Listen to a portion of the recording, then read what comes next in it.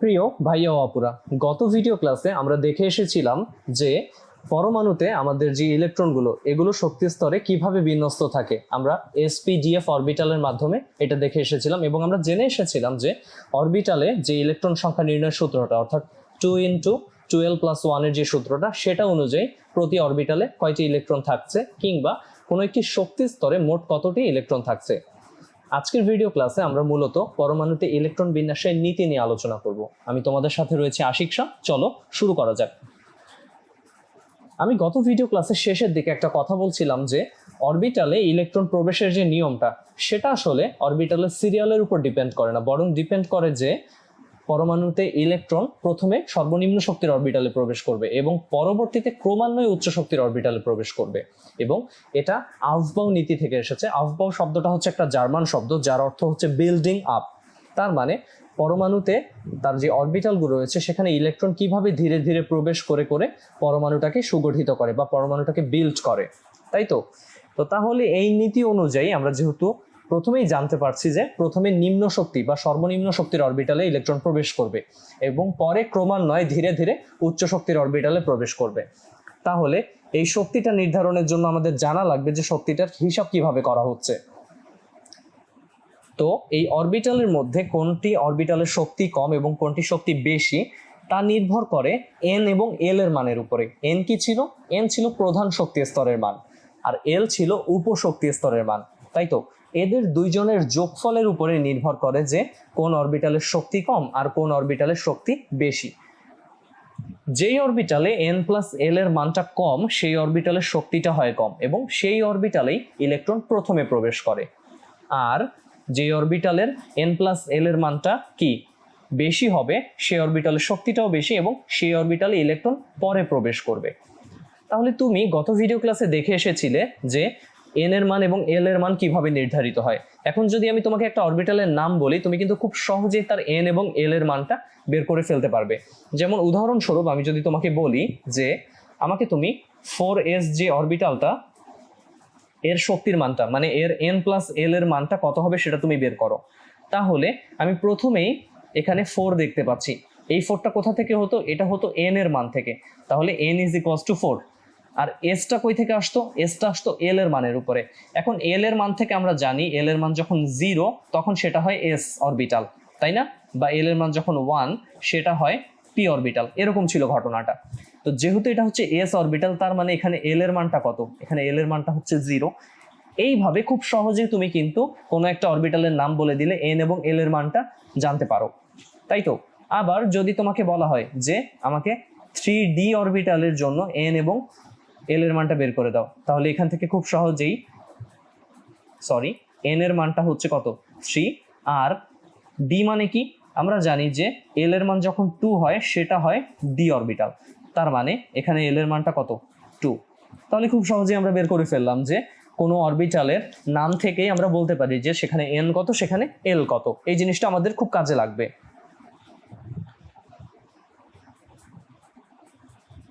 এবার আমরা এই জিনিসগুলোকে একটু মুছে ফেলি, তাহলে আমরা পরে একটা অনুধাবনমূলক প্রশ্নে চলে যাই। এখানে বলা হচ্ছে যে ইলেকট্রন কেন 3D তে না গিয়ে আগে 4s এ প্রবেশ করে। তো সিরিয়াল অনুযায়ী আমাদের মনে হওয়ার কথা যে 1s 2s 2p 3s 3p এরপরে 3D তে ইলেকট্রন যাবে তারপর 4s এ যাবে, কিন্তু না, ঘটনাটা এখানে একটু ব্যতিক্রম রয়েছে। ব্যতিক্রম না, মূলত এটাই নিয়ম আসলে, যে ইলেকট্রন কেন 3D তে না গিয়ে আগে 4s এ যাচ্ছে। একটু খেয়াল করে দেখো তুমি। একটু আগে আমি এই 3D 4s নিয়ে কথা বলছিলাম, এবার তুমি খুব সহজে হিসাবটা বুঝতে পারবে। 3D অরবিটালের জন্য তার n এর মানটা 3 l এর মানটা 2। কিভাবে? এই যে 3 মানে হচ্ছে সেটা n এর মান আর d আমি বলছিলাম যে l এর মান 0 1 2 3 এর জন্য যথাক্রমে আমরা sp/df এই চারটা অরবিটালকে পেয়ে থাকি, তাই তো। তাহলে d অরবিটাল তার মানে l এর মানটা এখানে কত হবে? 2 হবে।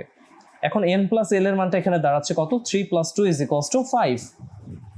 এবার আমরা 4s এর যে n+l এর মানটা সেটা বের করে নেই। তাহলে 4s এর জন্য তার n এর মানটা কত? 4। খুব সহজেই এখানেই বোঝা যায় যে 4 থেকে n4।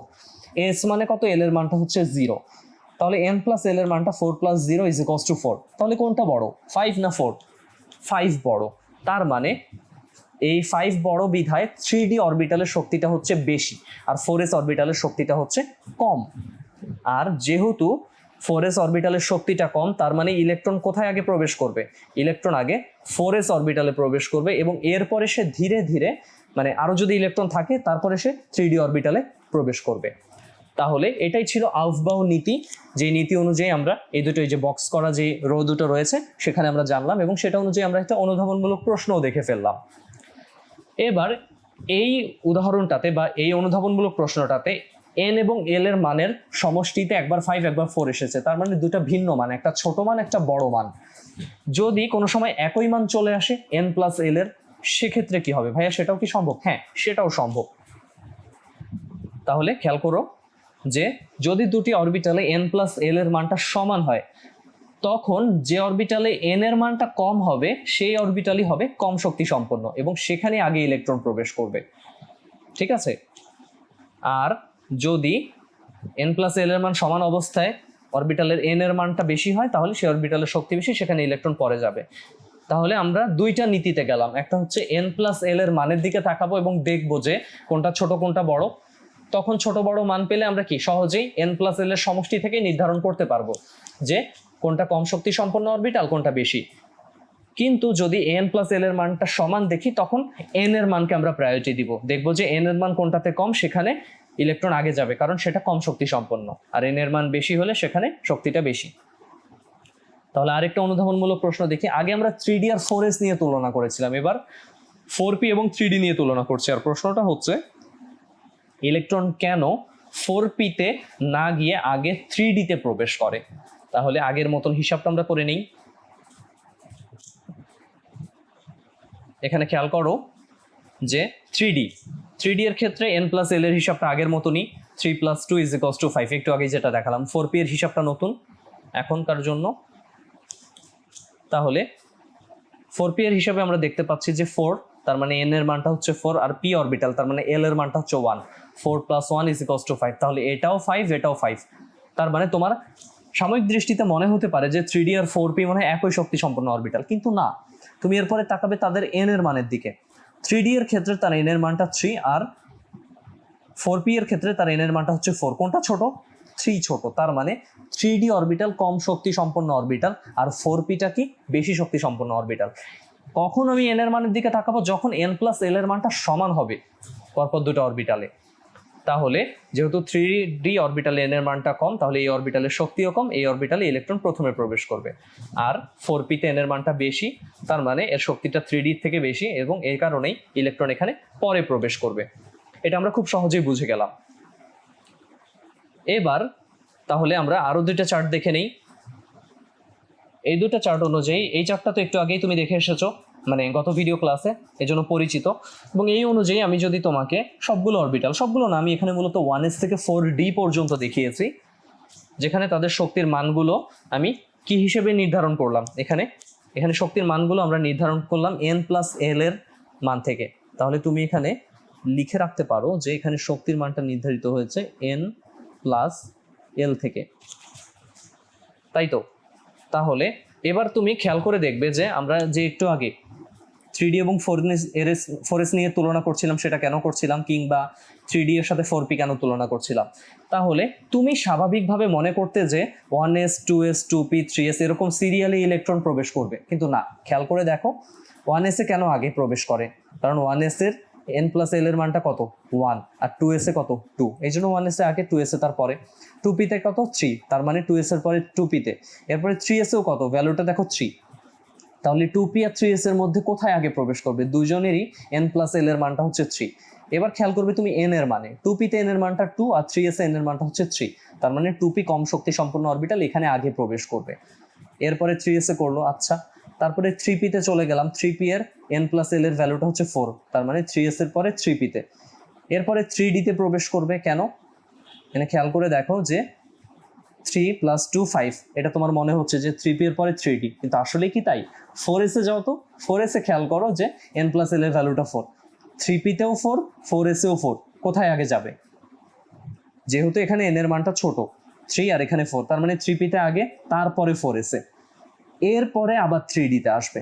খেয়াল করে দেখো 3p এর পরে 4s, কারণ তাদের ভ্যালু 4 দুইটারই, তখন আমি সিদ্ধান্ত নিলাম এন এর দিকে তাকাবো, এখানে 3 এখানে 4, সেই অনুযায়ী দাঁড়ালো 3p-তে, তারপরে 4s এ।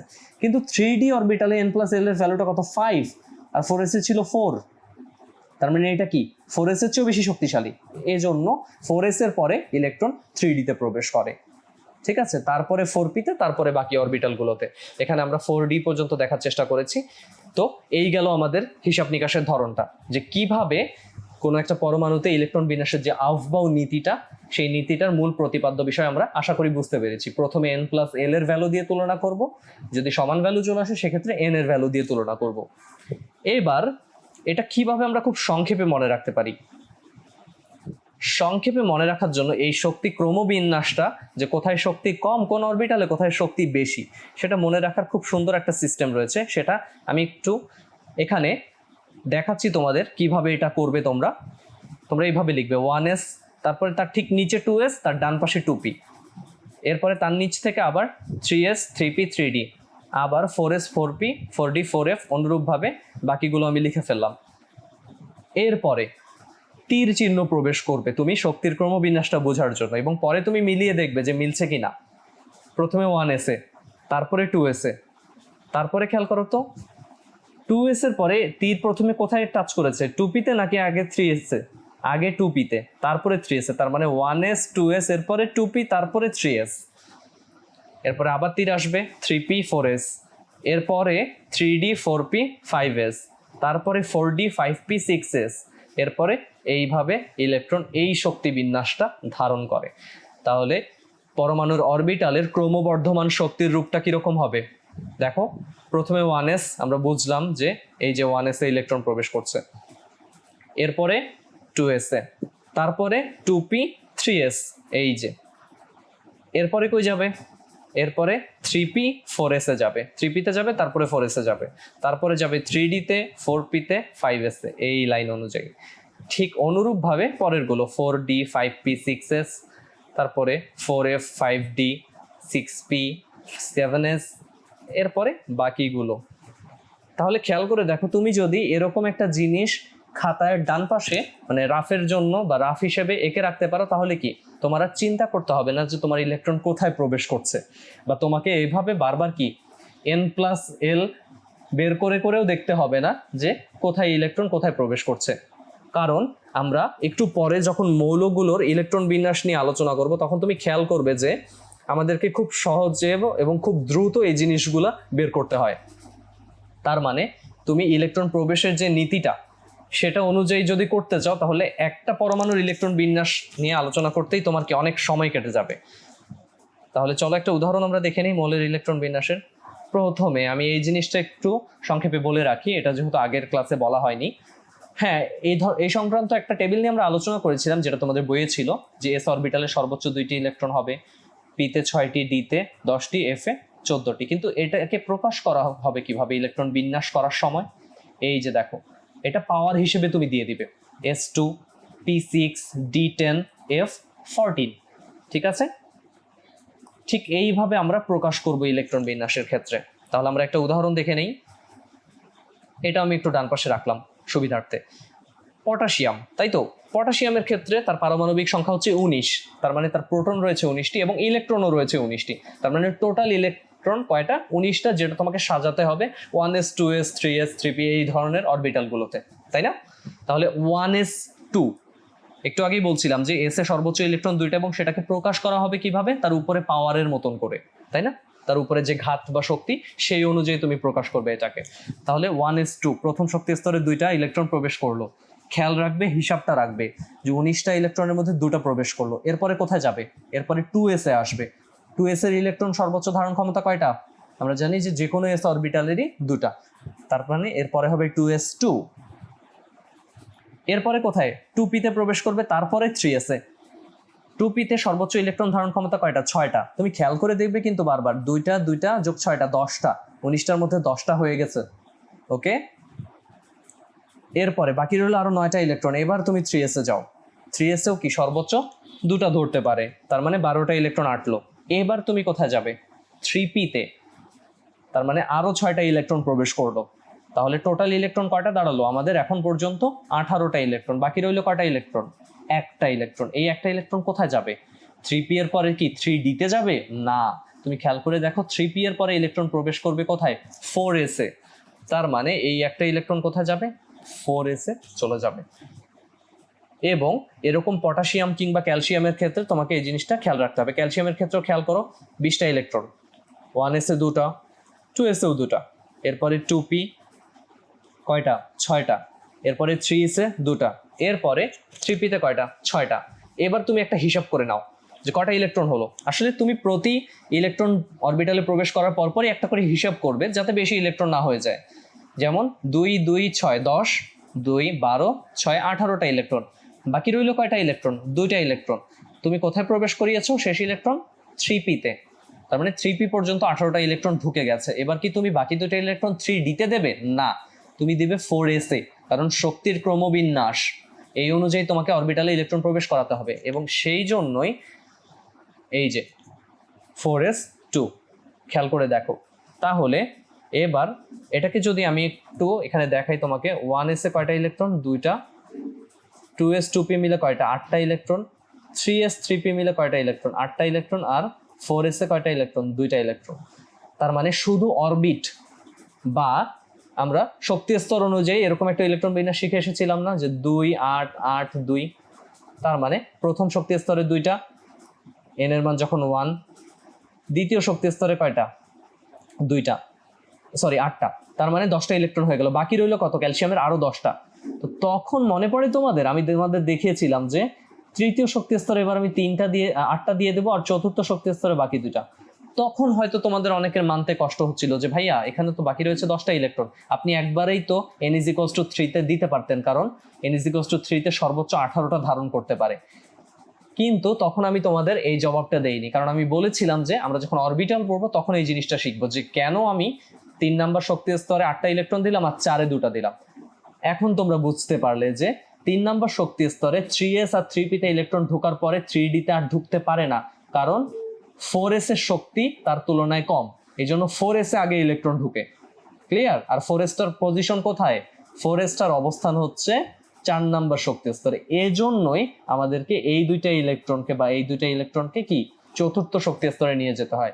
আর ক্যালসিয়ামের ইলেকট্রন বিন্যাসটা দাঁড়ায় 2 8 8 2। এটা হচ্ছে অরবিট বা শক্তি স্তর অনুযায়ী। আর এই যে শক্তি স্তর, এই যে ইলেকট্রন বিন্যাসটা দেখলে, এটা হচ্ছে কি অরবিটাল অনুযায়ী। তো আমরা কোনো মৌলের ইলেকট্রন বিন্যাস যখন তোমাদের কাছে জানতে চাইবে, তখন কিন্তু এইভাবেই তোমরা লিখবে। ঠিক আছে? 1s2 2s2 2p6 3s2 3p6, এইভাবে তোমরা আগাতে থাকবে। কেন আমি বলছি যে তুমি যখনই ইলেকট্রন অরবিটালে প্রবেশ করাবে তখনই একটা হিসেব করে ফেলবে। খেয়াল করো, যেমন কার্বনের ক্ষেত্রে তার পারমাণবিক সংখ্যা হচ্ছে 6, তার মানে 6টা ইলেকট্রন 6টা প্রোটন। 1s 2, ওকে, এরপরে 2s কত? 2, এরপরে কত? 2p6। তুমি মুখস্থ বসাচ্ছ, এটা কি তুমি করতে পারো? না, পারো না, কারণ এখানে 2টা ইলেকট্রন, তারপরে 2টা, 4টা ইলেকট্রন অলরেডি ঢুকে গেছে অরবিটালে। বাকি রইল কয়টা?